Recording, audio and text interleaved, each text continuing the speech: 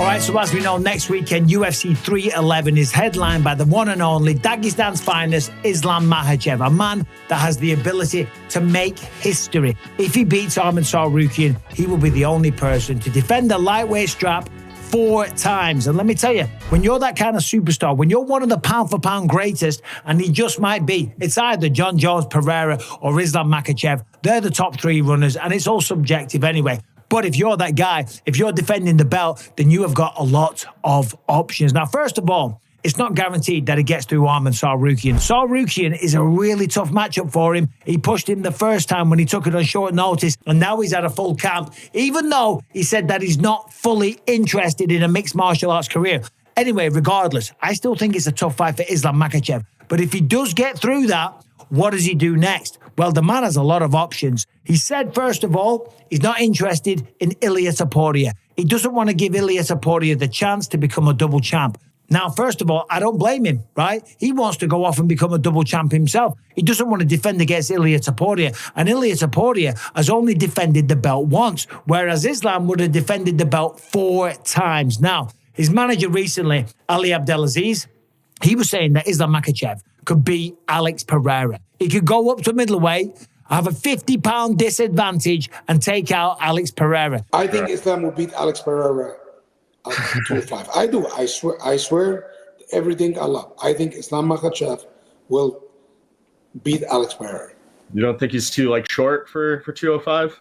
He's just going to take him down and finish him, submit him. Now, that sounds like some hyperbolic bullshit, but the reality is, his wrestling is ridiculous. And if you put 50 pounds on the man, or even 20 pounds or whatever it was, you never know. Anyway, I'm not saying that he beats Alex Pereira. I'm just saying the kind of talk that's going on right now. One thing that he does want to do, he wants to do the same thing that Conor McGregor did, Daniel Cormier, Amanda Nunes, Henry Cejudo. What does he want? The man wants double champ status. He wants to join that very elite club. He wants to move up to welterweight. And I don't blame him. First of all, he's done it all, okay? At lightweight, he's beaten most of the top contenders. I'm looking at the rankings here. If he beats Arman Tsarukyan, that's number 1. Number 2 is Charles Oliveira. He's already checked that box. He's beaten Dustin Poirier. But guess what? Sitting there at number 3, Justin Gaethje, the human highlight reel. I would say that is the only person left to beat in the lightweight division.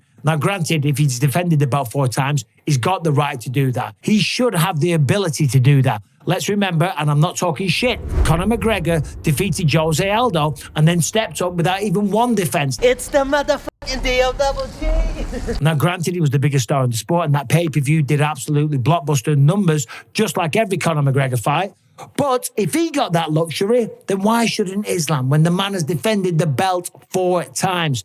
This is number 1 bullshit. Now, if he was to go up to 170, he would do that on 1 condition. And that would be that Belal Muhammad is no longer the champion. Let's remember, they are Muslim brothers. They are training partners, and they have a tremendous amount of respect for one another.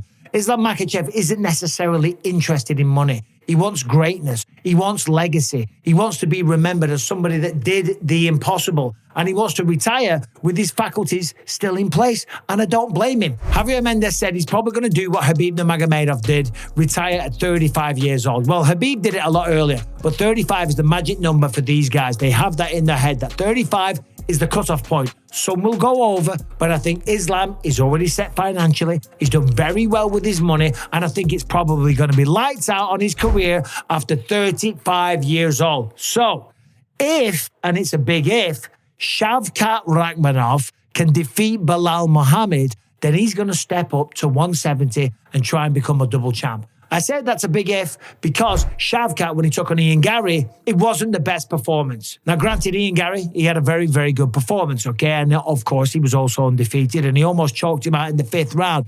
Other than that, it was kind of a dominant-ish performance for Shavkat, but he didn't blow me away. And when you compare that version of Shavkat to what Belal Muhammad does, the way that he goes forward, the way he never gets tired, the way that his wrestling is always improving. Remember all that stuff he was talking about when he was going to fight Leon Edwards? He's got better hands than Canelo Alvarez. That's a bunch of bullshit, but the man's hands have improved. And he is very strong, he is very quick, and he's very persistent, and the man never gets tired. So if Shavkat beats Belal, Islam Makhachev wants to step up, fight him, and maybe that might be the final fight of Islam Makhachev's career. And if he wants to do that, then these are the people, the exclusive club that he would join. Randy Couture, a two-weight champion. Dan Henderson, a two-weight champion, of course, in Pride.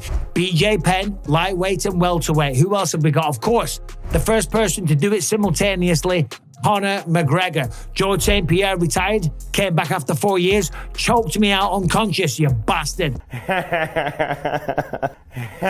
Daniel Cormier, he was a simultaneous champ. So was Amanda Nunes. So was Henry Cejudo. Amanda Nunes reclaimed that again. Renier de Ridder, he's actually opening up the pay-per-view next week. He was a double champ out there in ONE FC. There's also Alex Pereira, okay, a man that apparently Islam Makhachev could beat. I don't think that's the craziest statement. I really don't. And I'm not talking shit about Pereira. And then, of course, the final man on the UFC roster that was able to become a double champion, it is the one and only, the greatest of all time, Johnny Bones Jones. Sign the contract, John. Sign the contract, big boy. Sign the contract. Let's go. John versus Tom, International Fight Week. So that's the kind of rarefied air that he wants to breathe. And I respect that very much from Islam Makhachev. As I said, in the lightweight division, the only person I would love to see him fight would be Justin Gaethje. But the last time we saw Justin Gaethje, he got knocked out unconscious by Max Holloway at UFC 300. So Gaethje has got to come back and he's got to win another fight if he's even going to think about challenging Islam Makhachev. Outside of that, the man's done it. He's cleaned house. He's wiped the floor. He's taken out everyone, all the top contenders, all the big superstars in the lightweight division. And the man does have the right to pick and choose.